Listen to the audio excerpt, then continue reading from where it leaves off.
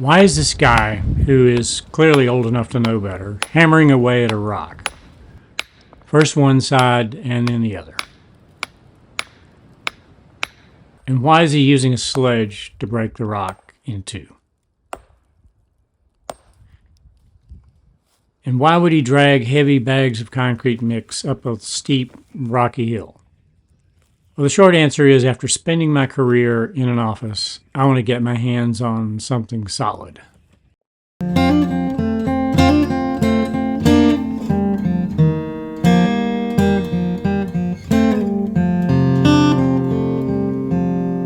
Hi, and welcome to my new channel, which is mostly about finding ways to occupy myself in retirement, ways that don't involve sitting behind a desk or a computer screen. The first project I'll cover on this channel is a small studio that I plan to build up on a hill, a studio made mostly of stone. I like the site. It reminds me of the landscape where I grew up in southwestern Virginia. It's Piedmont, North Carolina, but it feels like the mountains up here on the highest point of our property. Late last year, I decided I'd like to have a little studio, a place to come, read, write, practice the fiddle, practice the guitar, just to get away and feel like I was in the mountains. It definitely improves my mood to be in a place like this, to be around natural shapes and colors, and get away from the usual suburban scene. The basic idea for the studio is to use stone materials from the site so that it seems to be part of the landscape. The best views from the site are toward the south and the east. So on that corner of the building, I'll have a couple of large windows set in wood frame construction. So why stone? Why use stone? Well, there's a lot of it there on the site, but it's also a challenge. Chatham granite, which is the kind of stone we have, is rounded, it's heavy, it doesn't stack well. It's like working a three-dimensional jigsaw puzzle, and the pieces weigh 20 to 200 pounds. So yes, I have to be a little bit crazy to take this on. But there's a long history of building with Chatham stone in this part of North Carolina. It began back in 1838 when Elisha Mitchell, professor and bursar at the University of North Carolina at Chapel Hill, put a crew of enslaved people to work building dry-stack stone walls around the campus to keep roving pigs and cattle from tearing up his campus. Many of those walls remain today and are a picturesque part of the campus. But more important, generations of African American masons descended from that first workforce, learned their trades, passed it on, and built better and better walls into the modern era. I became so interested in the history of those walls that I wrote an article for the university's alumni magazine. And I even painted a watercolor study of these dry stack stone walls to try to understand the visual aspects of their appeal. And then I built a dry stack stone wall of my own with using stone from my property. It's all Chatham granite. And no mortar, except where I had to put sleeves in for fence posts. Those are mortared in place. And I guess you could say that wall was a success. It hasn't lost any stones. It hasn't shifted. It's 14 years later, and it's still rock solid. But what I want to build on the hill is more like this. This is the Forest Theater at UNC Chapel Hill, and it was built by the WPA. And it is mortared stone, and yet it's using Chatham stone. And that's the kind of approach I want to take with the studio. But not all stone walls are created equal, and on the campus you can find some bad examples of stone walls that have been poorly maintained with too much mortar, sloppy joint work where the stones haven't been fitted. Even some of the most modern walls on campus, they look fine at first glance, but then when you really look at them closely, you can see that the rocks don't rest on each other. Most of the really beautiful rock work on campus is older. This is another WPA project. And here the stonework is elegant, and the stones are closely fitted. And it reminds me of the stones you find in nature, at, say, a waterfall, where the stones lie naturally on each other.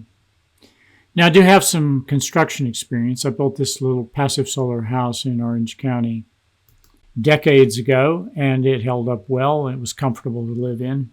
So I'm a decent amateur carpenter and builder, but I'm sure if you're a pro, you will spot some things in this series that could have been done better. If so, let me know in the comments. I'd like to hear from you. So let's go through the basic idea for this, the concept and the design of this little studio that I want to build up on the hill. So here's a contour map of the site. And you'll see that the studio site is about 50 feet above the elevation of the house and about 650 feet along the trail to get to the site. The floor plan is very simple and very small, less than 11 feet by less than 12 feet. One reason for that is that I can build it myself, and another is that if your dimensions are less than 12 feet in any direction, then you don't need a building permit in our area. So that's a factor. This is the basic structural idea: a stone wall on the outside, a wood frame construction on the inside, insulated with an air gap between. That's not unlike old stone houses that had a double wall construction to prevent moisture from the outside wall coming inside. So ventilation is an issue, especially when you build with stone, which tends to draw moisture toward the building. And there seems to be an emerging consensus that this kind of ventilation just doesn't work very well. It doesn't relieve the humidity. The air is stagnant because there's no convection, because the temperatures are uniform throughout that crawl space. And if you obstruct the vents, you get even less air circulation, and that's what a lot of people do. So I'd like to try something different. I'd like to get convection working for me by using a ventilated crawl space door and then routing that air upward through the cavity, the space between the outside frame wall and the inside frame. And this is the idea. So air comes in through the cooler space, through the ventilated crawl space door, up through the wall cavity between the interior framing and the exterior stone, over the baffle and insulation in the roof structure, and then out a vent ridge. So then you have positive convection. You have a strong upflow of warming air that exits the building at the very peak. Of course, ventilation between layers in the wall is nothing new. A lot of people do that. If you have a brick or stone veneer exterior, you have a vent space. But usually that ventilation exits at the eaves. I haven't found examples where it exits through the roof, at the peak of the roof. If you know of some, please leave comments. I'd like to take a look at them and study them before I actually build this. I did have to go through an approval process through our HOA and its Architectural Review Committee. So I submitted plans and rationale for the construction and paid a survey team to come in and make sure we knew where the borders were. And I did have to apply for a zoning permit from the county, not a building permit, but a zoning permit. They care about things like stream buffers and setbacks, that kind of thing. So we did pass that. But to begin work on the studio, first I had to build a bridge so I could get tools, materials across the little creek. And I went to SketchUp and designed a simple wooden bridge with 4x6 pressure-treated beams, 2x6 pressure-treated decking, and a couple of ramps. To build it, I started by digging and pouring a couple of footings.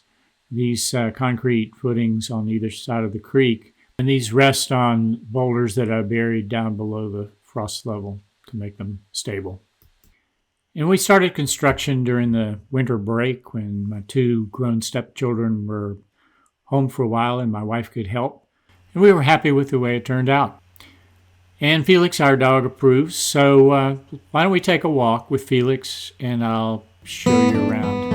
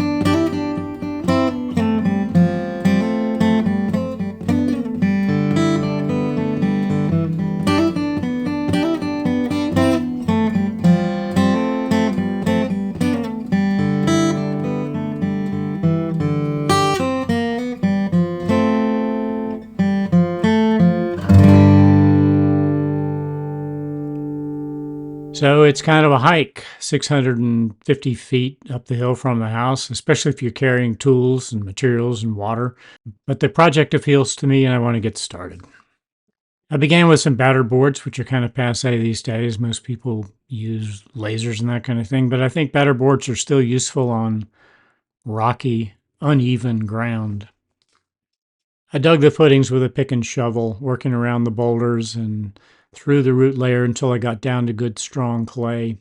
This photo is from the early stage. I'd just gotten started. I did make them deeper, cut the sides a little cleaner. The biggest problem was working around the giant boulders. Some of them so big I couldn't get under them, couldn't blast them, couldn't remove them. So I had to work around them, trying to incorporate the boulders into the footings and foundation, which is not the ideal. But I don't have heavy equipment to excavate these rocks. And I had to use rebar in creative ways to try and reinforce some of the odd shapes. And when I stepped the footings down, I couldn't pour them all at once, so I had to drill rebar into some of the earlier pours in order to connect it with the newer. And all the water from mixing concrete came from this rain barrel with the spigot I attached. And I had to haul buckets of water to fill the rain barrel. So I never made a trip up the hill without taking water with me. And, carrying water up the hill once or twice a day, every day, gets old if you're just carrying it by hand. And so does bringing bags of concrete mix up the hill using a hand truck or a wheelbarrow. I did try using a gorilla cart, and there's nothing wrong with the gorilla cart. It works fine around the yard, but it's heavy too, so dragging it up the hill was no fun, so I gave up on that. And so this is the biggest problem facing this project of mine, and the thing that could kind of kill it is that it's just too much work doing it the way I started out doing. And that's what I need to take up next. In the next video, I'm going to have to face the problem of how do I move all this stuff up to this rocky hill and get this thing built without killing myself. Meanwhile, thank you for watching. Please share, please subscribe, like, and come back if you're interested. I'd very much appreciate it. And I'm no expert in any of these things I'm talking about. So if you are an expert, if you have better ideas, please put them in the comments and let me know. I'd like to dispel my ignorance and learn how to do this project better.